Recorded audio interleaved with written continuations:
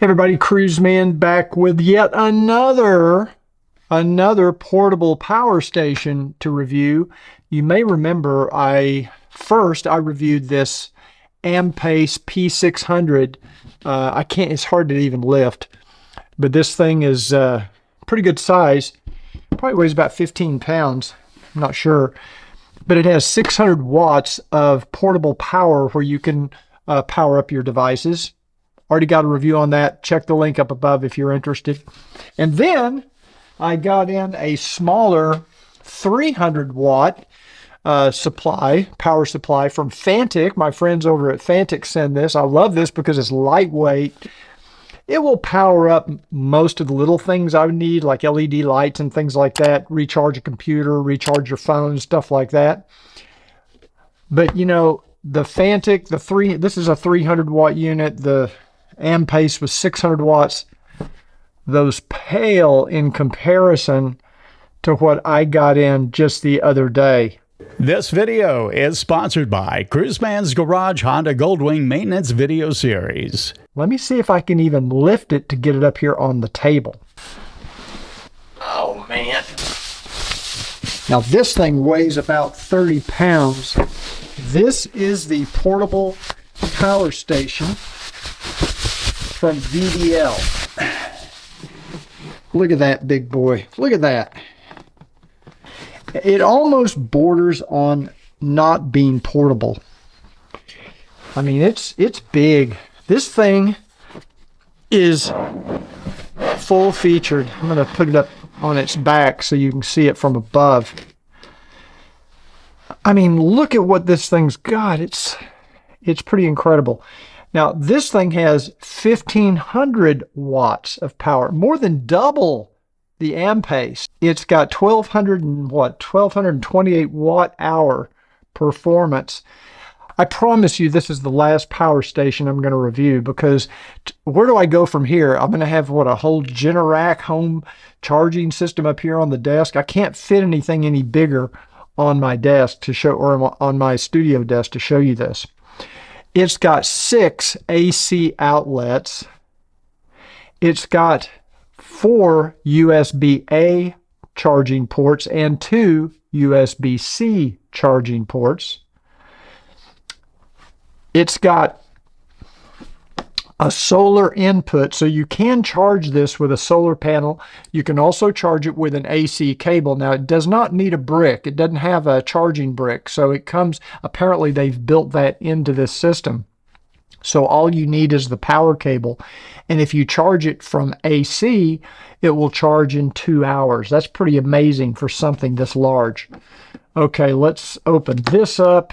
This is AC input. This must be, yeah, this is where you plug in the included charging cable, which it looks just like a standard input you would find like on the back of a computer, just a standard AC plug. You have DC input, you have your solar input. Now the DC input is if you wanted to charge this, say from a car battery or from your cigarette lighter style connector, which they do provide you with. And then here you've got DC output connectors as well as the cigarette style connector. Okay, yeah, it does have some power. I wanted to see, okay, it looks to me like it's got about a 50% charge out of the box. So I would have to, plug this in to fully charge it. And we've got a nice LED screen here, very easy to read. It's not as large as the screens on the other two models that I've reviewed, but it gives you all the information that you need. So if we turn on AC, now we can plug into, and we can charge we could be charging or running up to 6 AC devices at a time. I just heard the fan come on. It's pretty quiet, actually. Make sure I'm not blocking anything on the back. No, I'm not. If you look at all these outputs, you can actually charge up to 15 devices at the same time. As long as you don't exceed that 1,500 watt max, you're good to go. This uses a lithium iron phosphate battery, which is the same type of batteries that are used in a lot of the electric EV cars. And they say it's rated at 3,500 charge discharge cycles. I'm going to take it out to the garage and see about powering some of my power tools.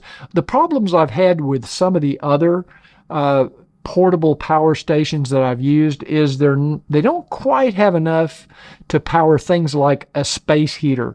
This one will. There are space heaters that you can get that run on less than 1500 watts. Or let's say I'm using a hot air gun to melt some some wire cable, shrink cable. So I don't think I've got a tool in my garage that this would not power.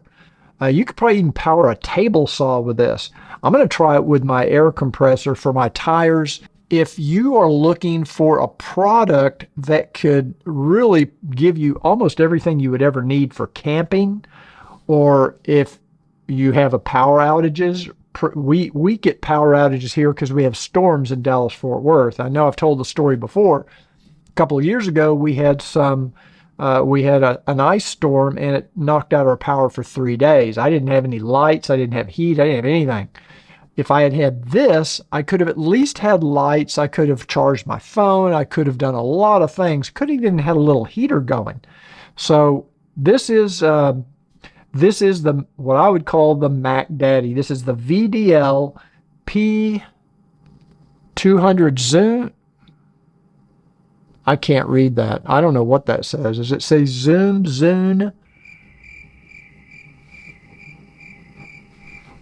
I don't know. I don't know what it says. It's VDL. You'll find it. I'll put a link in the description of this video if you're interested in this. Now, it's not inexpensive. It's about $1,000, but it does give you probably the maximum portable power you're going to find anywhere. I haven't seen another one this size that you can carry. Now, it's heavy. It's about 30 pounds. It's 15 kilograms, so you do the math.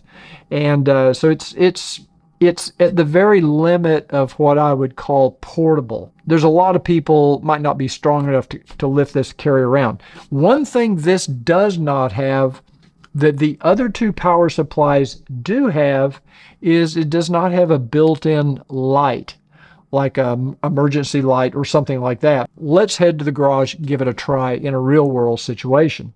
I decided to plug the unit into my wall outlet in the studio and let it come up to a full charge before heading out to the garage. The screen shows that it's getting about 750 some odd watts of power into the unit, and it's going to take about 54 minutes to fully charge. That's right in line with what they claim, that it takes 2 hours from no charge to 100%. Now, as it's charging, you will hear those fans spin up, and they're fairly loud.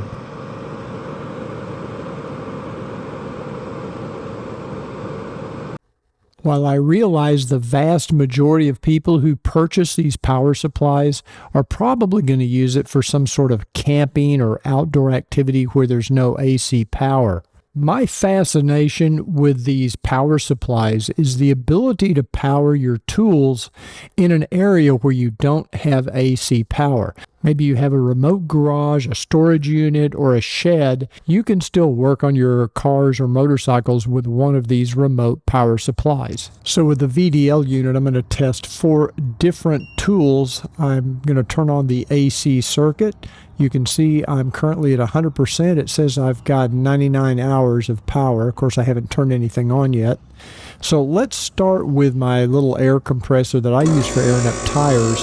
As you can see, when this compressor is running, it's pulling just under 200 watts. So it says it could run 6 hours. Now that's continuous running of the compressor. Obviously, you could run all day long with this tool, no problem. My heat gun is a tool that neither of my other portable power supplies can handle because anything that produces heat draws a lot of power. So when I turn on the heat gun, you can see as it begins to heat up and as I change the temperature settings, this can go up to 1,000 watts of power, and the other supplies just can't handle it. The VDL can handle it no problem. I have a small circular saw that I use sometimes when I'm working on a fence out in a yard and I'm away from the house with no AC power. So this is a perfect solution. It only draws about 350 watts and it will power it for quite a while. Now the big test is this space heater I have. It's a Honeywell, and it can draw up to 1250 watts of power depending on the temperature settings. And sometimes I'll use this to keep warm out in a small garage, and it will handle it. Now you can see I've got 52 minutes. This would have been very helpful a few years ago when we had the power outage and it was 45 degrees inside the house. I could have at least put that space heater in a small room, and in an hour it probably could have got it warm enough to make it tolerable. So everything I threw at this VDL, it could power and it could handle. So if you plan to use this in a work environment, say you're going to put this in the back of a pickup truck, you're going to take it to a job site, or you're going to be working with it outdoors, what do I like? What do I dislike? Well, it's a little heavy, but I think that's, for this size unit, that's probably not unusual. I like it has this little ground on the side. The unit is not waterproof, so it's not IPX rated. All of your AC outlets are exposed. They could have very easily covered all of these outlets with rubber flaps like they did the DC and the AC inputs, but they chose not to. The fans are relatively quiet. They're not intrusive to the point that I would think that's a negative. The only thing I wish they had added would have been a light on the back of the unit for emergency purposes. A little LED light would have been nice. My other units have that. Other than that, I think this VDL unit is pretty solid. It feels good. It's got a nice warranty. I do plan to keep this in my garage, and I'm going to be doing more testing with it. One other application I forgot to mention is if you're a musician and you're performing, say, outdoors where there's no AC power, you could use this to power your power amplifiers, your keyboard, your electric guitars. You got 6 outputs. It'd be a very interesting application for musicians. Now, if you liked this video, please don't forget to give it a thumbs up. I would greatly appreciate it. It really helps my YouTube channel. And if you want to see more reviews of power stations like this, let me know. Otherwise, I don't think I'll do any more. And thanks again for joining me today on Cruiseman's Reviews.